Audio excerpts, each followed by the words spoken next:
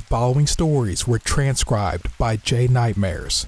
The link to his channel will be in the description below. Lock your doors. That's all you need to hear.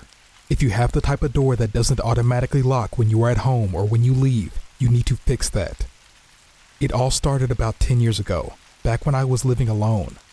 I met some guy at a party. I gave him my number. After I gave him my number, he called me almost every day. At first, I thought to myself, "Whoa, you're an enthusiastic guy, huh?" I took it with a pinch of salt. I thought that he was just a little too full on, but otherwise harmless. Turns out, I am not the greatest judge of character. If I was, I wouldn't be here telling you this, would I? Roughly 2 weeks after I had given that guy my number at the party, I headed home as usual after work. When I got home, I threw that chain on the lock. I didn't always do that. I usually forgot to. I guess I thought I lived in a safe area. I don't know why. I always lock up now when I get home. After I got home, I just laid down on my bed. It had been a long day. I wanted to relax a little. My phone started buzzing and I looked who was calling. It was that guy. With a sigh, I answered his call. As soon as I answered his call, I heard someone attempt to open my front door. Luckily, the chain was hooked on the latch, but I heard simultaneously through the phone pressed against my ear and through the gap in the door. "Ah, you finally locked the door properly, huh? Come over, let me in." I was so terrified. I hung up and called the police as fast as I could. After he heard me on the phone with the cops, he must have bolted or something because I didn't hear him out there again. He may have ran away, but I knew how to find him. I got my friend who held the party I met him at to get in touch with the police and they tracked him down. One of my neighbors heard the whole thing, so they gave a statement to the police too. All these little factors added up. Everything was in the right place that day. Luck was on my side. That or common sense. The common sense to lock the door. According to the police, when they arrested him and looked over his place, they found a whole bunch of photos he had taken without consent. He had been in people's homes while they were sleeping. I didn't dare ask the officer if I was on those SD cards they recovered. I just didn't want to know. I guess I was though, since he tried my door and seemed to know I didn't lock it often. The officer did say that he used the abandoned building across the street from mine to look into my apartment. I cut them off when they began to mention photos from that location. I lived on a floor pretty high up, so I thought I wasn't being looked in on by outsiders, but I guess that I was wrong. I went back to live with my parents for a while after that incident.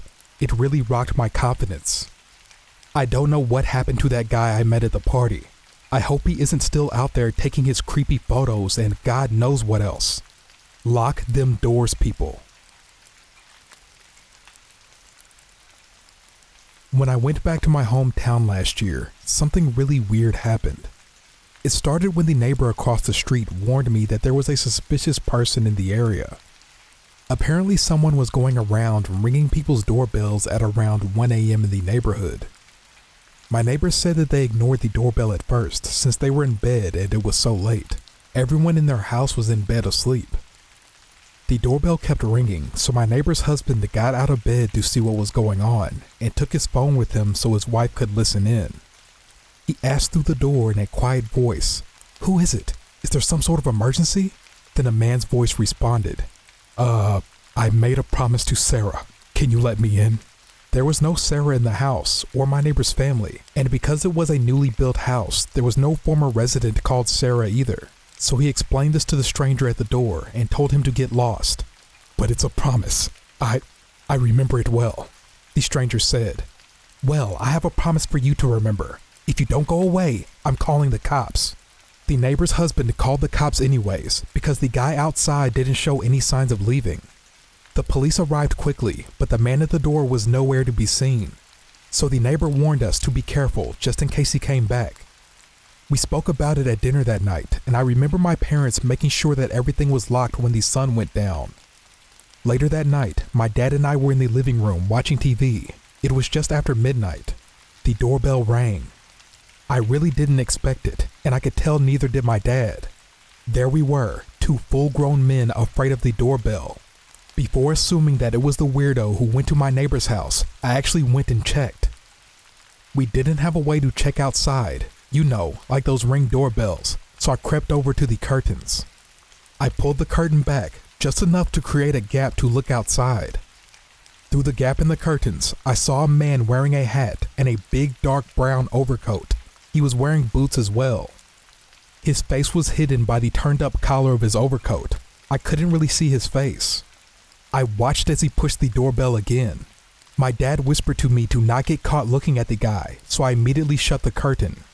This guy was definitely suspicious, there was no doubt. I mean, you wouldn't want him at your door, let me put it that way.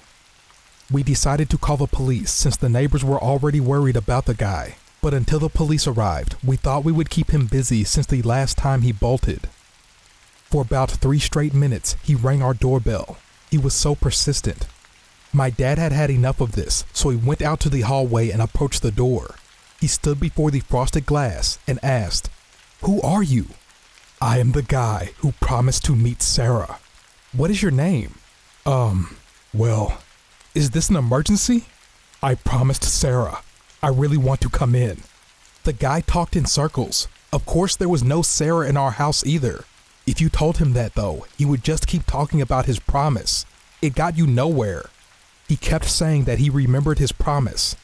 While this was going on, I called the police discreetly. I wanted to see this guy taken away, but he left before the police car arrived. We then heard the knocking at the door. "Police," the officer said. "We have a door in the front of the actual front door to our house. You know, like a porch."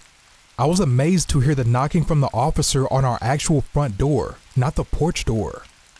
When the weird guy was at the door, I was certain that the porch door was shut, and I didn't hear it open or close when he left. This door can only be locked from the inside. How the hell was that possible? I wondered. It creeped me out, but my dad didn't seem to care at all that much. He calmly explained the situation to the officer. He gave a really accurate description of the guy too, and informed the cop that this had happened in the neighborhood last night. The officer said that he hadn't seen anyone suspicious in the area. This guy knew how to get away, and fast. However, there were footprints in the snow. The cop said that he would follow them to see if he could find anything. He promised that there would be an increase in patrols and asked us to report back to him instantly if the guy came back. He cautioned us, said to try and avoid going out alone at night and to double and triple check that the doors are locked. This cop wasn't a new guy. He was older than my dad and said something about this situation had him spooked.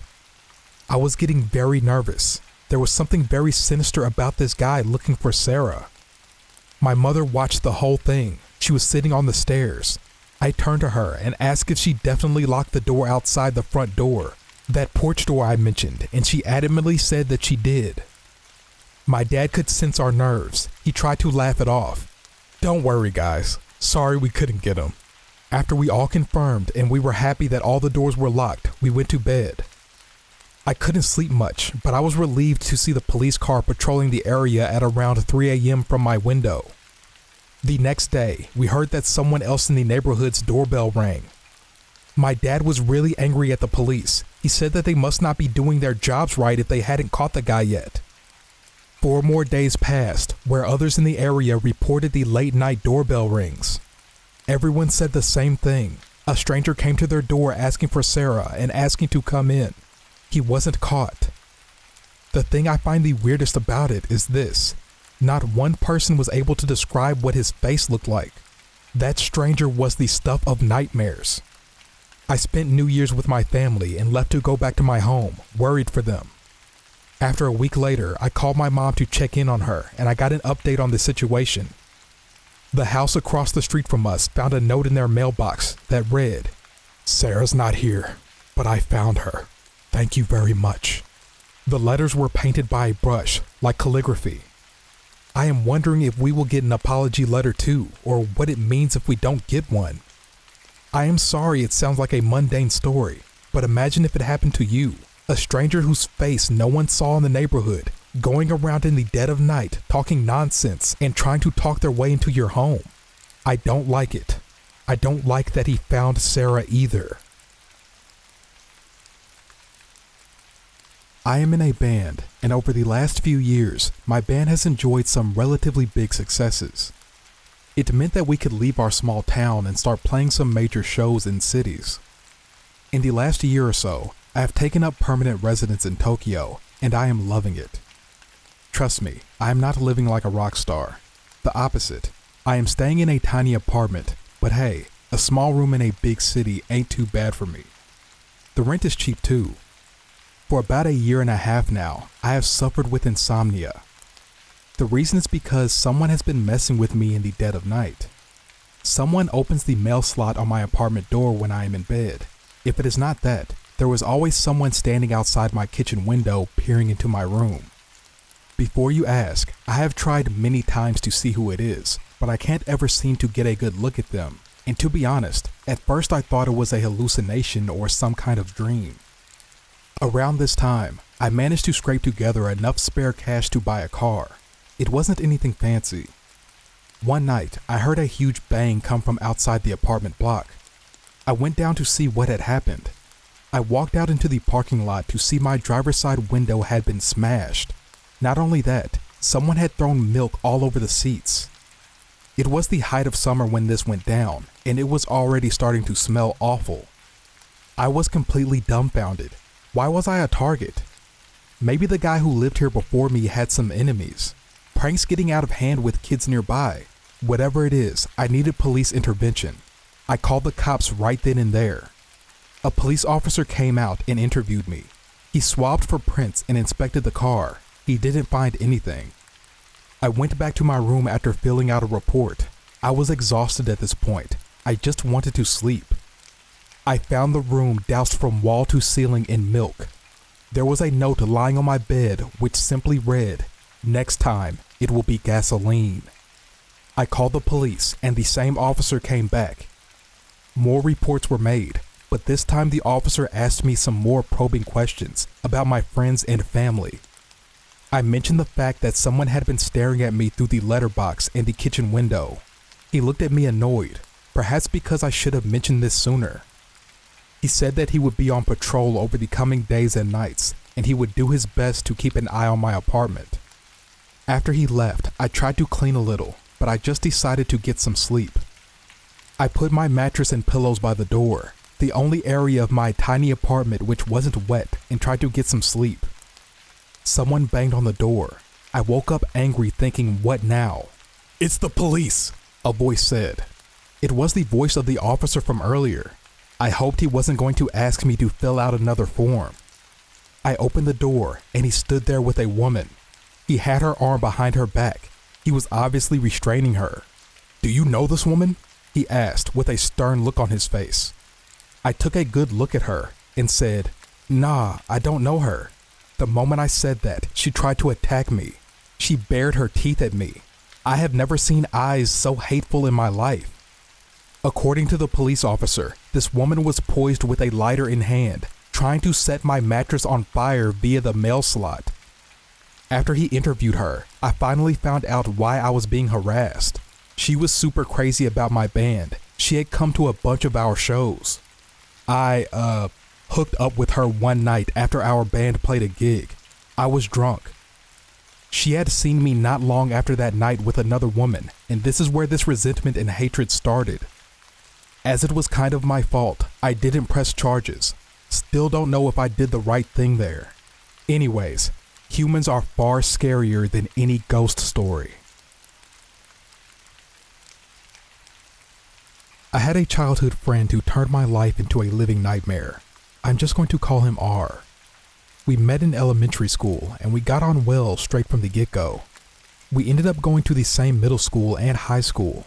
It was great because we both got along very well. We used to walk home together and sometimes we went to school together in the mornings. My parents didn't even complain when I had him over. We weren't dating or anything, but I guess that it could have looked like we were. I didn't see many other girl-boyfriend combos at my school. He was to me a very good friend. Because he was such a good friend to me, I told him when I got into a relationship with another boy.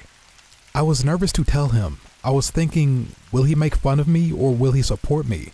How's this one going to play out? I told him, and initially he didn't react much, but later that day at lunch, he punched through a window. I felt awful, but I didn't know if he did that entirely because of me. It was after that point that R's behavior began to drastically change. He became very clingy and needy. He would stick by my side every break we had between classes. He would wait for me in the morning and after school, and every night he would ask to come to my house. It wasn't just in person. He was bombarding me with emails, texts, and calls every single day. If I didn't reply, he would send even more. I am older now, and I can see how naive I was being every time I replied to him. I should have just cut ties. That's hindsight for you. I shouldn't have given him the oxygen he needed to continue.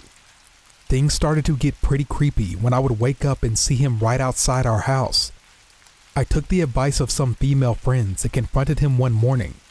I said to him, "Hey, you know I said I had a boyfriend, right? So maybe we should keep a little distance between us."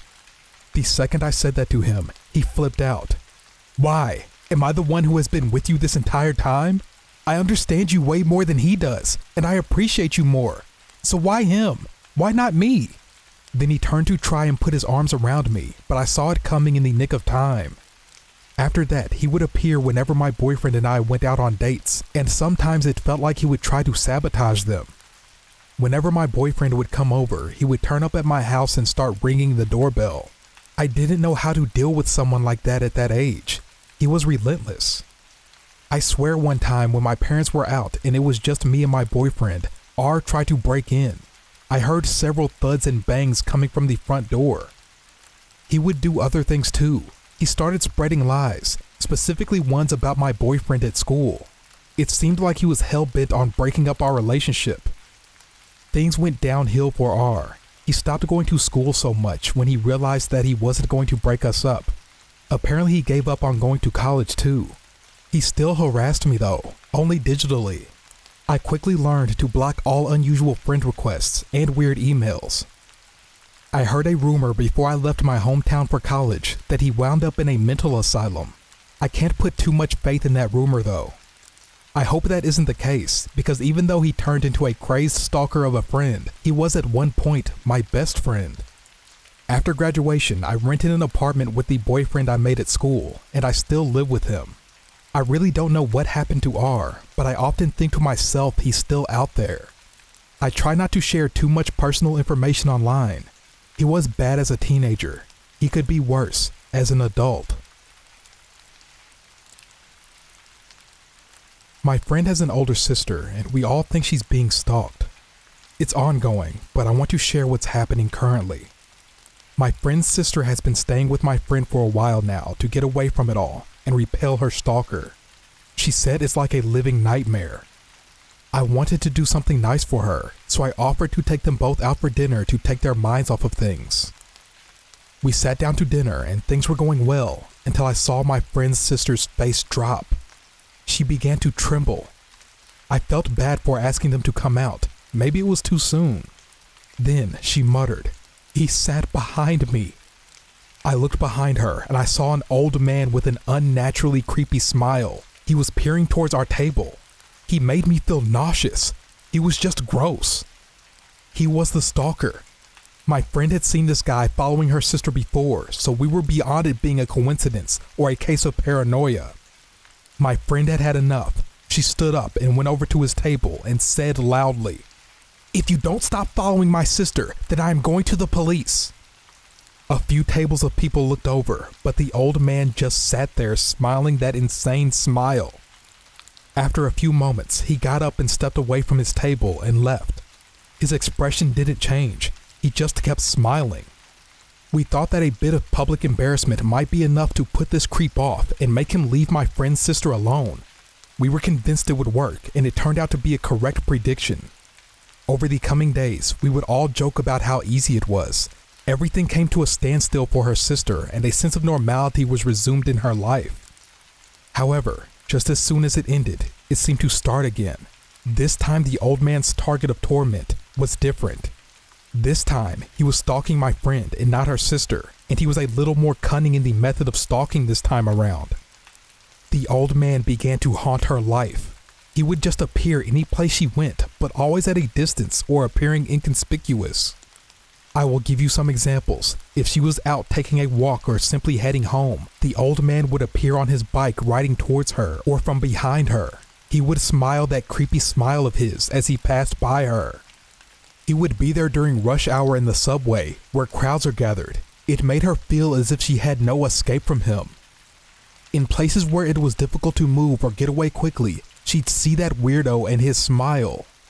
Enough was enough. My friend went to the police. Unfortunately, they weren't able to help.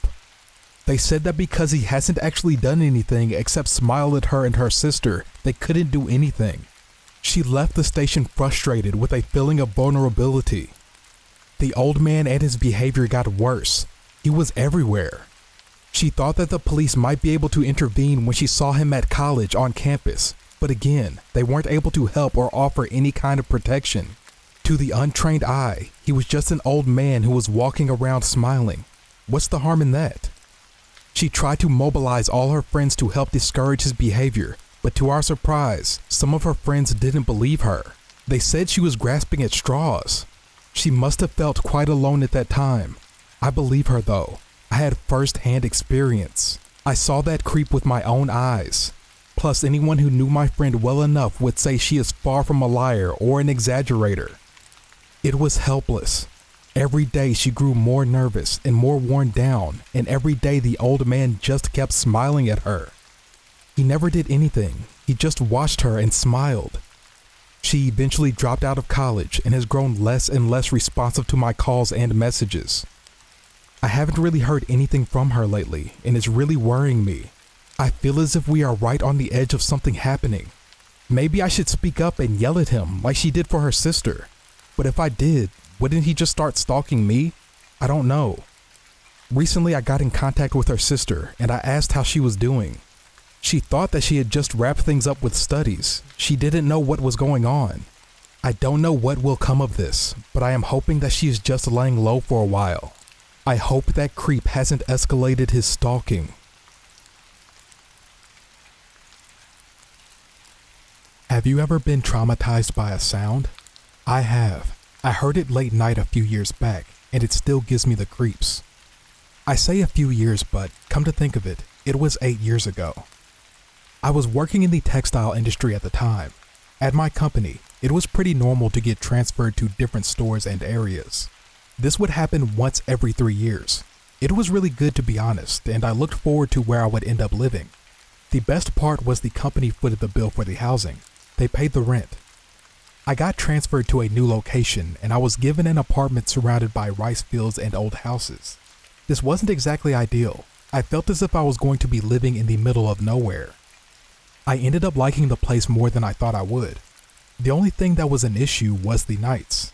It was near pitch blackout even in the summer, as there weren't many streetlights. For a while, I was pretty nervous when I was walking home at night. I walked faster than I did in the city. As the days and weeks went by, I gradually got used to it. I was getting used to my new life, but my sense of security was shattered one late night in October. The doorbell started ringing. I was sleeping. Like I said, it was really late.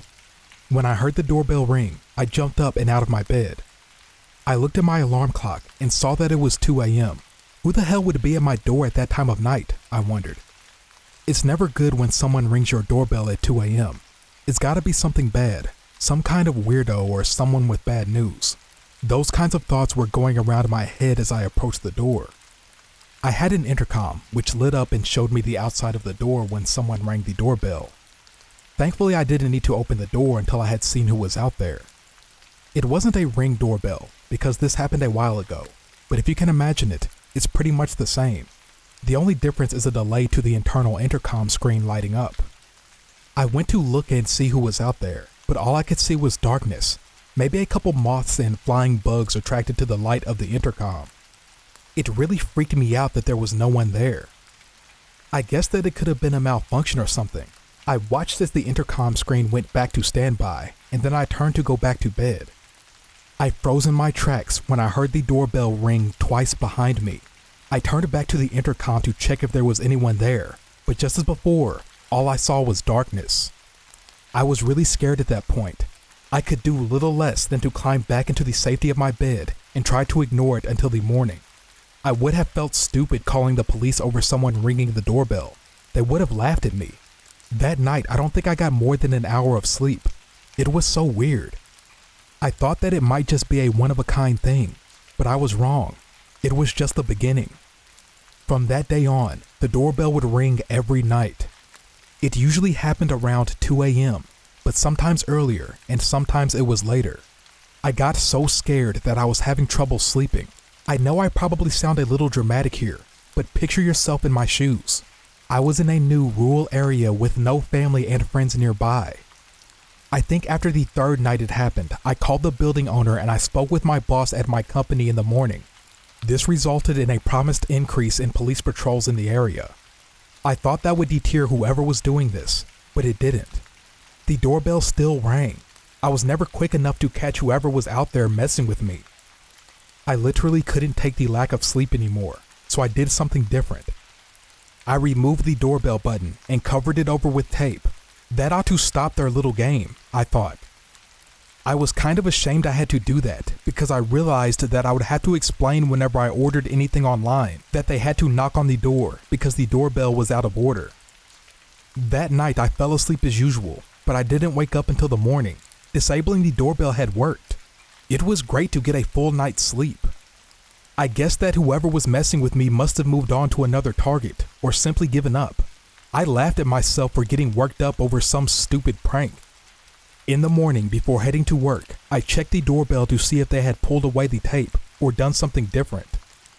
I was shocked by what I saw. Next to the intercom, written in dark red, was a message. It read, "What's wrong?" It sent shivers up my spine. Someone was out there last night, and I didn't even hear them. I contacted my boss and the police.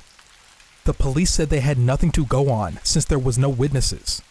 My boss gave me a couple options. I could stay there, move, or transfer to someplace else.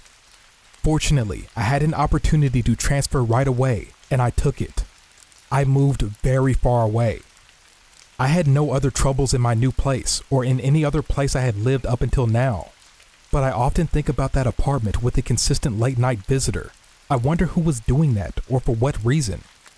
Maybe things would have gotten worse if I stayed longer than I did. I feel for anyone who has to live there. Even now, it still gives me the creeps. I really think that I left before something major started. I can still remember the sound of the doorbell ringing in the dead of night.